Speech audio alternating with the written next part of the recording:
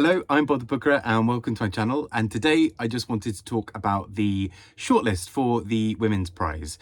So I've finally read all of them and sort of just really keen to talk a little bit about them all. This will largely be spoiler free. I'm intending it to be spoiler free. I wanted to just sort of talk about these 6 books in a more general sense and then sort of try to pick my personal winners from them.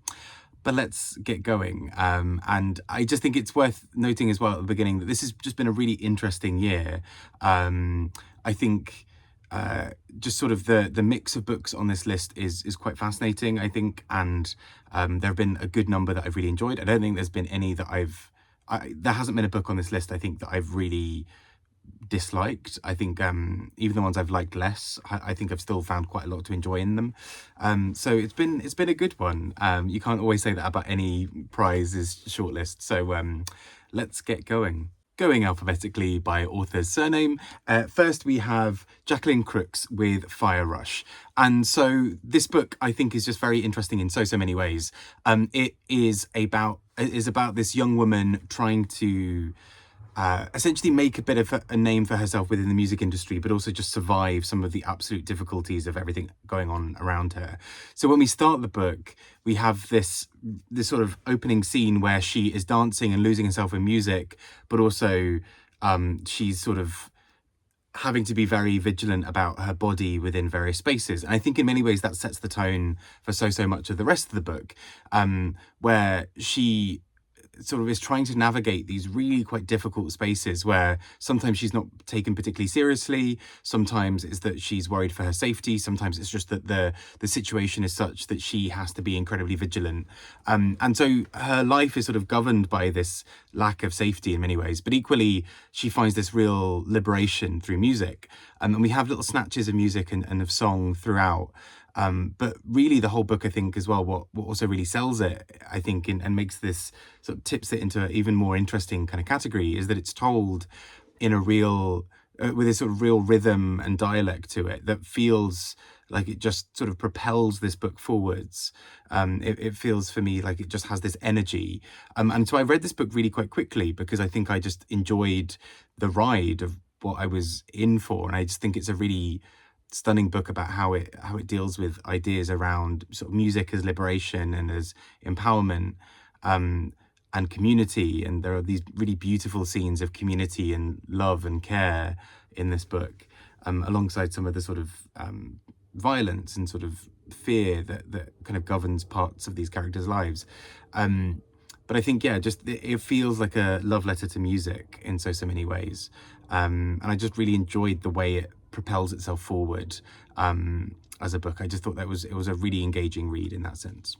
Next up is Louise Kennedy with Trespasses. And this book deals with the sort of difficulties, particularly of the Troubles in Northern Ireland. And it deals with it in a really powerful way of often we are sort of essentially watching what happens to women's lives within many of these scenes. And so we watch as characters really try to navigate a very tricky and very difficult world, and one in which they, occasionally find hope and joy and love and whatever, but also in many ways they're sort of struck down by the sheer weight of everything going on around them. And in the midst of this, we have this sort of love story that starts to blossom, but equally we sort of know that throughout the book so much of these characters' lives will be directly challenged by so much of what's going on. And so we're sort of watching as these characters try to piece it all together. And I think often I found the writing really quite successful at this in terms of the way it propels forward this plot. And yeah, I mean, there are some parts of it I maybe found a teeny bit predictable, but I will say I think overall it just really worked for me as a book, that it just sort of tells a very important story. And I think although so much has been written about the Troubles and about so many other parts of Northern Irish history, I think it's still so critical that stories like this still continue to be shared, because as it sort of makes a case for in the book, there's still so much that lingers in the modern day around some of these issues as well. So a really interesting book, and I think an important part of this shortlist. Next up, we have Demon Copperhead by Barbara Kingsolver. And this book has kind of been a little bit, I was going to say everywhere. Maybe that's not fair on it yet, but it's been hyped quite a lot. And, recently won the Pulitzer Prize, or shared it with Hernan Diaz for Trust.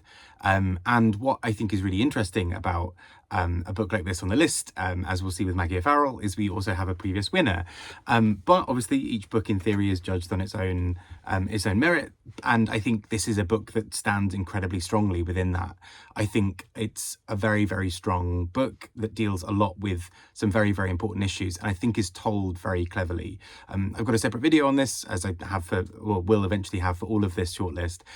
But it is a book that deals with some incredibly dark parts of sort of modern US, I was going to say even history, it's not history, it's currently happening, of the OxyContin crisis that has afflicted many, many parts of the US. So essentially that is, a drug that was used for pain relief and was prescribed at doses that were probably too high for what was basically needed, and was done in a way that is that often left people incredibly addicted to a drug that they then either couldn't afford to keep having, or the idea of coming off that and suddenly feeling that pain again, particularly chronic pain, was sort of just not something that anybody could really cope with. And all of that is to ignore almost this book's central premise as well, which is that the name Demon Copperhead may suggest it's based, it's a sort of almost retelling or kind of reimagining or inspired by kind of book from David Copperfield by Charles Dickens. And that book, the Charles Dickens one, deals a lot with this idea of an underdog story of a young man born into certain circumstances, trying to make a new life for himself, and trying to do that in a world that is often hostile to anybody leaving their sort of position within the world. And in Demon Copperhead, we see how somebody tries to navigate coming through a world where, a parent who is having issues with addiction has sort of given birth to a child who is also trying to exist in a world that is incredibly hostile to them and seems to be set up for them to fail, and how they manage to sort of achieve something within that. And I thought this book did such a successful job was so successful at articulating this and at finding a way that these characters could try to make the most of life in an incredibly hostile environment. I think it's a really successful book in many, many ways. It sort of ticks quite a few things, really. It's a book that works as a sort of big literary conceptual novel and a sort of big epic. But it's also a book that works on a really accessible level, I think, for being just a very, very good story that's very well told. So I would not be surprised to see this win. But equally, regardless whether it wins or not, I just think it's been a really interesting book for this year. And I'm really glad to see it on this shortlist. I think it's a really good addition here. Next up, we have another former winner in Maggie O'Farrell with The Marriage Portrait.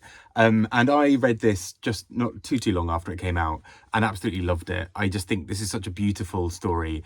It deals with a very specific part of history in some ways, and it sort of is a reimagining or kind of a way of sort of thinking around it that takes inspiration from this idea of, sort of women being in this position where they exist only as these sort of objects of beauty almost, and that they're very easily disposable, that men could at any point decide to try and have them killed if they're inconvenient now, and if they do, well, the man can remarry and it's all's fine. And so much of this book is full of this tension of the character at the heart of it trying to survive, and she's trying to find a way that she can navigate the sort of court politics essentially, and sort of navigate a world in which people are trying to plot to kill her in some capacity, or even if they're not trying to kill her,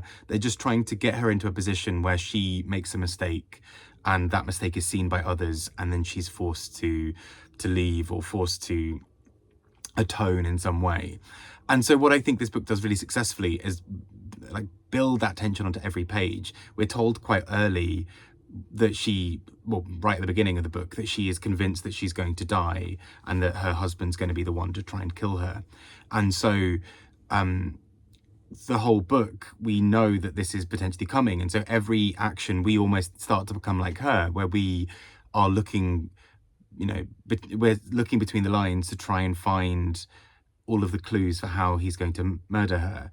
And at times, the book, I think, is set up really cleverly so that, yeah, at times we think that she is maybe paranoid and that none of this is going to happen. And at other times we think she's absolutely correct and there could be no other way. And I think this book balances that line very, very cleverly in a way that I just found really utterly gripping and compelling.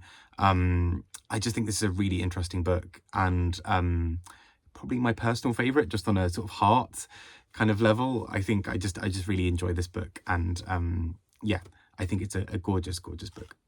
Next up, we have Black Butterflies by Priscilla Morris, and this book deals with essentially the war in what is now sort of modern day Bosnia-Herzegovina and sort of neighbouring countries. And it deals particularly with the sort of immediate aftermath of Bosnia being able to sort of declare itself independent, and the sort of ethnic conflict that then takes place, where the town of Sarajevo, the city of Sarajevo, is split almost immediately, and so is so much of the rest of the country, into these down these very strange lines of, you can't be a Bosnian because you're Muslim, and you can't be a Bosnian because you are really Serbian and really Croat or really whatever else. And it sort of draws out the fact that these lines of division for people within the country and within sort of neighbouring countries are so malleable, and sort of they change almost so regularly. People are constantly, friends with somebody one day, and then on another day, now that person seems to be the enemy. And at the heart of it, we have Zora, who is a painter. She paints bridges, and she is trying to navigate a life for herself where she can still continue to even think about painting or creating art in a world that just constantly feels like it's on fire. And so it has some really interesting resonances, I think, for sort of right now and for many other parts of history. But I think just does this really beautiful job of telling people stories and giving them the space to explore, the sort of the real effects that sort of such a sort of stringent ethnic conflict can have on people sort of living within it. Because, the start of the book, we see how, overnight there are these barriers put up around certain neighborhoods so that, for example, this barrier now sort of delineates where the Serbian neighborhood is. But actually, the people there at the beginning are fairly comfortable about moving that away and not thinking about it. But actually, as the book escalates and as this sort of tension escalates, we maybe start to see how people sometimes can feel quite comfortable with some of those divisions, because it helps them sometimes. It helps them when there's scarcity to think that they're special and they deserve all of these things. So I think this book deals with things in quite a gutsy and heartfelt way that I thought was just very, very beautiful. And last but not least, a book that's probably almost so different to the rest of the books here. So many of these other books deal directly with sort of with conflict and tension in a certain way, whereas Pod by Laline Paull deals with it in a very different way. So this book is in many ways a sort of bit of a ventriloquism act of us being inside the minds of particular sort of sea creatures, particularly dolphins. And the dolphins travel within this pod, and sort of hence the name. And so we watch as these creatures deal with impending environmental doom in their own way. And so many of the ways that they deal with those obviously mirror the ways that many animals and humans deal with certain conflict. When there's a scarcity, they start to turn against each other sometimes. When there's abundance, they seem to be kind of fine with each other, and they maybe hoard a bit of that. And there's these sort of group dynamics. There's a dolphin called Google who has been trained by humans to carry out certain missions, and the dolphin essentially basically comes to realize eventually that he's been duped, because he's been taught how to do all these things that would cause devastation to others, particularly other sea creatures as well, or other humans, or what have you. And so there is a sort of nature has been molded to sort of humans and what humans need from nature, rather than being able to exist in its own right. And so I think this book is probably at its most successful, I think, when it's doing that, when it's talking really about the ways that nature is this whole other beast, just like it being under the ocean, underwater. It's this sort of unknowable thing for humans in many ways, and it lives in its own world, and that's a world that we can't fully understand. And I will say at times it's a little jarring to be inside the head of a dolphin. I'm not sure if I really needed lots of chapters around sort of slightly horny sort of sea creatures. Personally, particularly as an audiobook, it's quite weird to be listening to that sometimes when you're walking around. But I mean, it really, those moments were very funny and I thought very enjoyable in their own way. Just a little jarring at times for me, but I think overall, I like that this book has a real sort of focus area that it's going for, and it really goes for it. So I really enjoyed the book overall. I think as time's gone on, I've maybe thought about it less and less, but I think overall, an interesting book. I'm glad actually with a shortlist like this, that there's this book as well that is not only similar in theme to some of the other ones in some ways, but also approaches things from such a different angle. It's a kind of refreshing change on this list as well. So yeah, those are the 6 books. And I guess now what kind of remains is to try to choose my sort of personal favourites for the win. As I found a lot this year, me trying to predict anything has always gone wrong. I think who I would probably predict would win is potentially either Demon Copperhead, or I think really maybe Fire Rush, because I think Fire Rush sort of holds up in a really strong way. I mean, all of them are strong in sort of several different ways, I think. My personal favourites, probably either The Marriage Portrait, or wherever I put it, or Fire Rush. But I also, I really greatly enjoyed Demon Copperhead. I think Demon Copperhead had a lot to say and said it very, very well. I think it was a very clever way of using sort of literary reference, and also being incredibly accessible in its own way. And I think, that's not to say that the other 3 books, Pod, Trespasses and Black Butterflies, are bad at all. I think they're all very strong novels in their own way. But just, for me, my heart is kind of leaning towards Maggie O'Farrell, and or Fire Rush. I think both are great. And I think would both be really interesting, good winners as well. But anyway, I'd love to hear your thoughts. Who are you rooting for? What books do you think, do you want to see take the prize, and which ones are you sort of most in love with yourself? I hope you're doing well. Take care and speak to you all soon. Bye-bye.